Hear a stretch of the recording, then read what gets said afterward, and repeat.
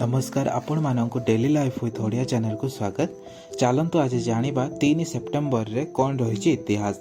किंतु जदि आपण माने एही चैनल को सब्सक्राइब करि नाहंते ताहाले प्लीज जाइके सब्सक्राइब करि दियंतो।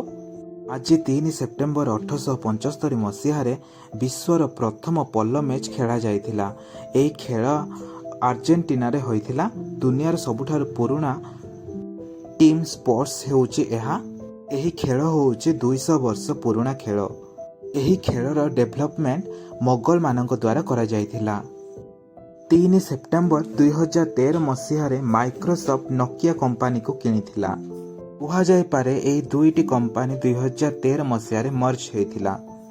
आज सान मारिनो नामक देश स्वाधीनता प्राप्त करिथिला। आज किशन महाराज को जन्म दिवस। से 3 सेप्टेम्बर 1923 मसीह जन्म ग्रहण करथिले। ए होउचंती जने प्रसिद्ध तबला वादक। किशन महाराज को पद्मश्री पुरस्कार 1973 मसीह मिलिथिला और 2002 मसीह पद्म विभूषण मिलिथिला। आज कतर नामक एक देश स्वाधीनता प्राप्त करिथिला यूनाइटेड किंगडम ठारू। कतर देश 1971 मसीहा सेप्टेम्बर 3 तारिख रे स्वाधीनता प्राप्त होइथिला। आज पाई इतिहास एतिकी। आशा करूची आपण माने ए चैनल को सब्सक्राइब करि सारी चंते। रहुचे नमस्कार।